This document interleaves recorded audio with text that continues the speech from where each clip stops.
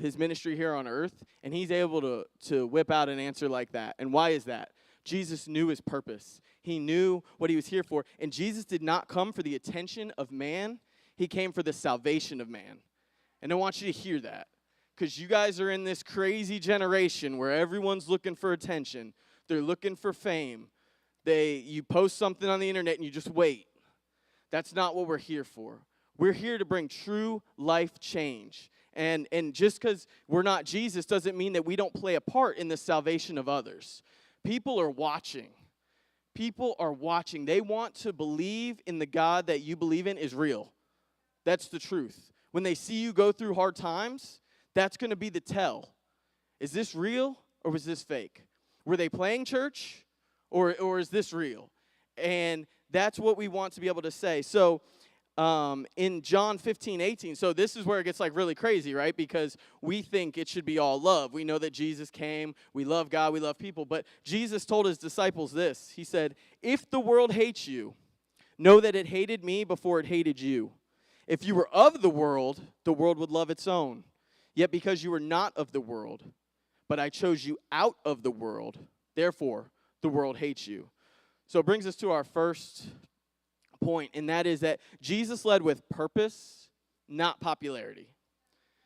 So if you can get that right now at your age, you will be able to lead a generation into knowing a true and righteous God.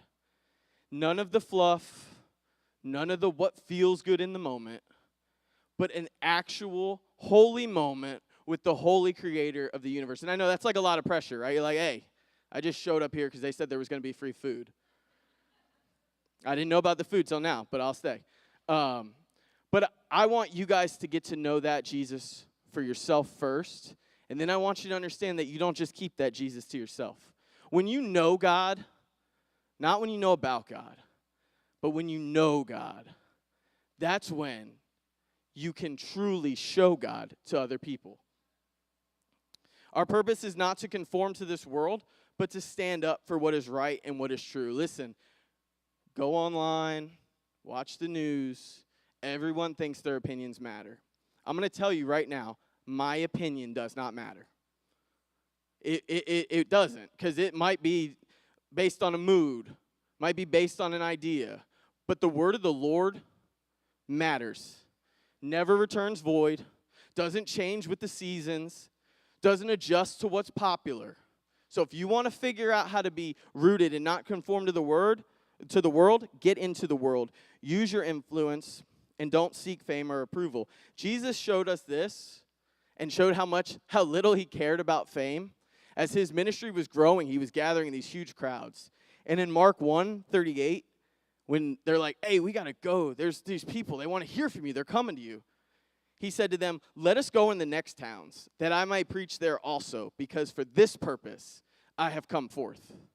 He knew his mission. He knew his ministry. Just imagine, I'll be honest with you, like, I've been doing ministry now for 18 years. Feels good to gather a crowd. I've preached. I remember one of my first youth groups. It was me and one other kid, and we just stared at each other. Like, listen, he was smarter than me. How was I going to compete with that? So as it started to grow, you start to get excited. But I learned over time, my excitement is no longer for me. Listen, I'm just a regular guy. I'm blessed to be able to do this. My excitement is that people are getting to know Jesus. And then I want them to go. I don't want to have a collective party all by myself. I want, go, bring, gather your friends. Like, if you guys get this and what you have here, because I'm from a church plant, like, this is awesome. These rooms would be full of young adults. Full, but you got to go. I love that you have a party coming up on May 13th. I'll check my calendar. Invite. I am a product of Rebecca not taking no for an answer and inviting me and inviting me and inviting me and inviting me. For years, I got a crazy testimony, but for years, I just threw the invitations away. I threw the notes away. And she just was faithful. And she was in love with me, but she wasn't going to date me. So in case there was any, like, confusion there, you think you can missionary date. She's smart. She wasn't going to date me. I didn't know Jesus. But she kept inviting. she kept inviting. She didn't give up on me. She prayed for me. So my ministry in the last 18 years of my life has been a product of somebody inviting me. And so you have opportunities here to invite someone to something that I think is pretty awesome, and you should take advantage of that. But now we're going to get into kind of a little bit about more like my story. So sometimes leadership, leading the mission, it's not easy. And you may think that I'm talking about like difficult, like maybe you got to have tough conversations or you got to make tough decisions. You know, my job, I have to fire people sometimes. I have to correct people.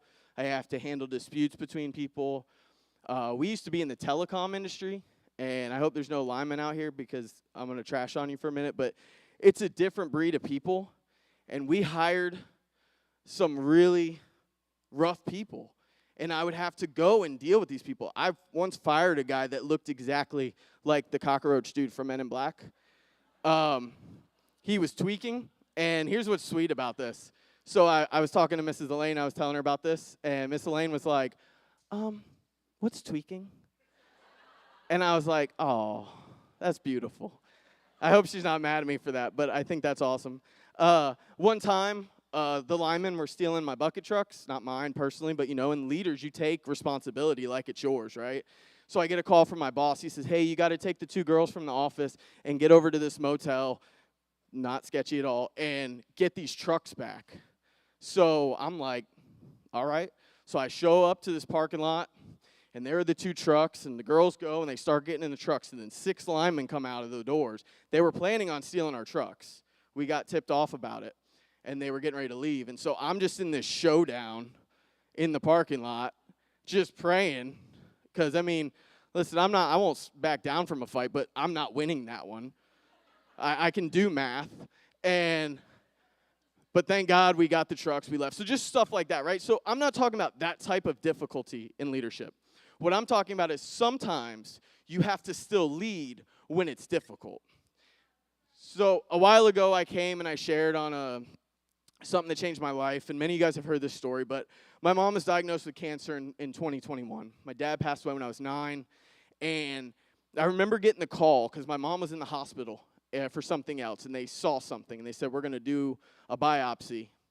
And I remember I was getting ready to take Finley and the family to a birthday party, and we get a call, and it's cancer.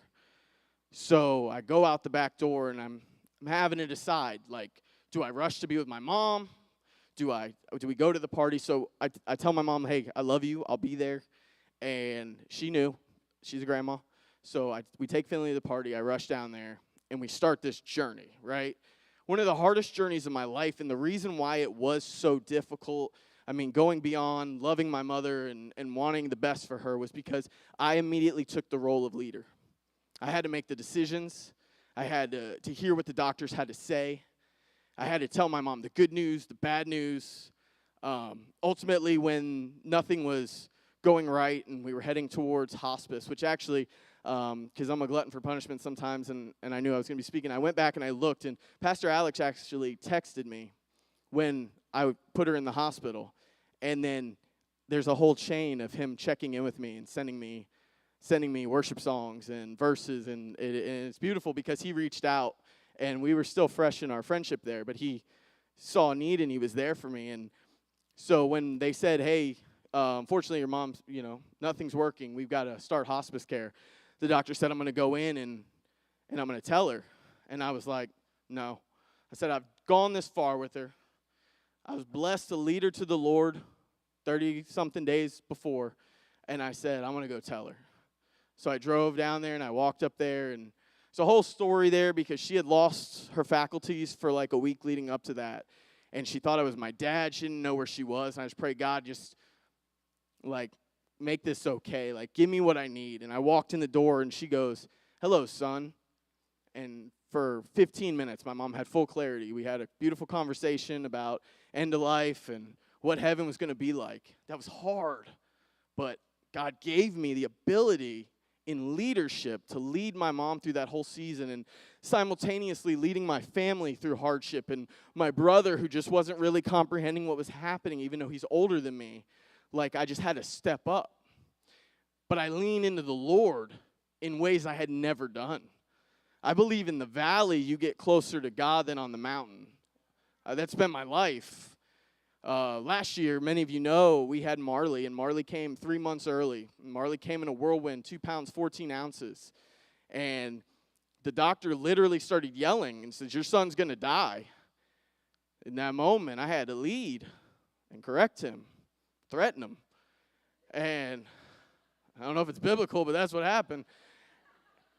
And then I had to just go into mode. And so every night, I would be, day I'm with my family or I'm at work, and at night I'm going to the NICU and I'm spending time the night with Marley. And, when Rebecca was healthy and she was going and Sandy, and we just all this, you start leading, you just start doing in hard times and understanding that there's a lot of uncertainty there. But you lead and you press in. And I think my family's faith was really forged during that time. I think we grew closer together.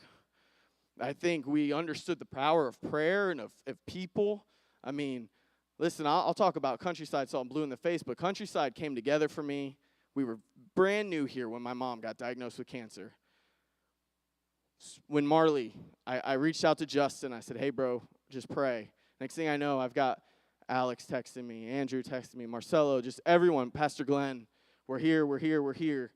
And it was crazy. And so you don't have to lead by yourself. And God showed me that. God will give you what you need, whether it's understanding, whether it's wisdom, whether it's support. When you step out to lead, God will meet you there. And the reason why is Jesus understood leading under pressure. Listen, this is why I love Jesus. Jesus came to earth and lived our life. Now, I understand there wasn't social media, so we might have to talk about that because it's a little bit different. But he lived our life. He walked through it. And this is what the writer of Hebrews says in Hebrews 12:2. Looking unto Jesus, the author and finisher of our faith, who for the joy that was set before him endured the cross, despising the shame, and has sat down at the right hand of the throne of God. For the joy set before him. We just walked through Holy Week. I mean, the mission was clear, but the actions, the walk, none of that felt joyful, right? So how do we go through these hard times? How do we forget leading? How do we even live sometimes through these hard things? It's because we have to understand the bigger picture. We have to understand what is on the other side. And Jesus modeled that for us. He thought of us through every step of the way. So as you're thinking tonight, what is your bigger picture? What are you working towards? That when the going gets tough, when things get difficult, when you feel all alone, what are you working towards? What has God called you to? So Jesus chooses purpose over popularity. He also chooses to see past the pain and to the purpose. Listen, life's tough. And if it hasn't been, God bless you. But for me, I know some pain. But through that pain, I have got to know Jesus in such a powerful way. I have got to know faith. And I'm not the best Christian. There was that lady one time, and she said, I love Jesus, but I cuss a little. I'm not always the best. I struggle with anger sometimes. Like, I don't want to paint the picture. I don't want to walk off of here, and you guys don't really know me, and you're like, oh, that dude's amazing. It's just, no, life is life. I'm a real guy. But what I know is, I know who Jesus is. I know when I pray who I'm praying to. I know that he is risen, and I know that the power that he has isn't some power that he had. And I know when he was talking to his disciples, I know he wasn't just talking to his disciples. I know that the same power that resurrected Jesus from the grave lives inside of me. I know these things. And so I can live my life with a purpose over popularity. I'm old now. I don't care if you like me. I'm not here for that. I hope you do, but I don't care. Maybe a little bit. I can see through the pain to the purpose. And what happens is that happened because Jesus invited us to a life of purpose. So if this is your first time, I know I met some first-timers today. Like, if you don't know who Jesus is, don't worry about leading like him. Follow him. Follow him. And I'm not saying like, yeah, dude, I go on Tuesday nights to young adults. No. That's not going to help you when life gets tough. It's great. You should be here. But if that's it, if that's all you got holstered on your side, it's not going to do it. Dig into the word. If you've got questions, dig in. You're not going to out-question God. You're not going to outmaneuver him. We're not that smart. If you've got questions, if you got that thing that's holding you back, dig in. You've got Pastor Alex. You got Pastor Marcelo. You got people here that they give this time not to check a box. They truly, truly love you. They truly believe in this next generation. Because let me tell you what, ministry is not easy. You're not going to do it if you're not called to it. It's tough dealing with people. So utilize that. Reach out to them. Get plugged in. Small groups. The podcast. Shout out to the podcast. I'm not even like, listen, I know it's like, oh yeah, you're like on Countryside's payroll. I'm not. I really do. I've gleaned so much from the podcast. They dig in. They talk about the tough stuff. I got to watch the one this week because I love Jesus, but I cuss a little. So, like, that's what they talked about. If you don't know that, then go subscribe. So, in Mark, Jesus is so simple, right? He's walking along. He's starting his ministry. He sees two dudes fishing, and he goes up to them, and in Mark 1:17, Jesus said to them, "Follow me, and I will make you become fishers of men." Here's what's beautiful about that. We're just regular people, right? Maybe you fish. Maybe you work at Publix. Maybe you work in a restaurant. Maybe you love to sit in the park and read. Wherever you are, Jesus is just like, hey, come follow me. Yeah, but I don't know sound doctrine. Probably don't. Come follow me. Yeah, but you don't know what I was doing last Friday night. Yeah, I do. Come follow me. But I don't have any potential. You have no idea the potential you have. Just come follow me. Step out, yes. He extended the invitation. And then he began to work with his disciples to cast vision. Now, go read the Gospels if you have not. But you could also go as simple as to start with Countryside. The vision of Countryside. The mission is to lead people to become fully dedicated followers of Jesus Christ. How do you do it? You love God. You love people. Listen, I'm a simple person. I believe sometimes we overthink it. We want to be able to argue theology. We want to be able to get into a back and forth with someone. You love God. You love people. You find your purpose, and you put that above popularity. When the whole world is screaming, go to the right, you stay. Because next week, the whole world's going to scream, go to the left. And you're going to stand firm on the foundation that Jesus has given you. You're not going to chase the victories. You're not going to get amped when life goes up. You're not going to get crushed when life goes down. You're going to find your constant in Jesus. I believe the Holy Spirit tonight is drawing people into a closer relationship first. And then I believe the Holy Spirit, even as we're about to worship, I believe the Holy Spirit is revealing to some of you tonight what your purpose is. You were made for more. You are not limited by your age. You are not limited by how much money you have. I'm broke. You saw them. Let that sink in for you young adults that are rushing in. You got to get ready for it. You are not limited by where you came from. Maybe your parents didn't go to church. My mom met Jesus 45 days before she met Jesus. She watched my ministry for all those years, and you know what? She never felt worthy. She felt like she was a nobody. She felt like Jesus didn't die for her. such a humble woman. And I had to show her.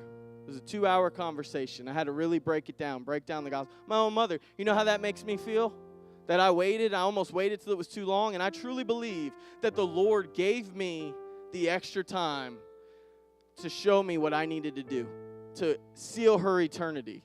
Who in your family just simply needs an invitation? Who in your family just simply needs to know that you're a Christian?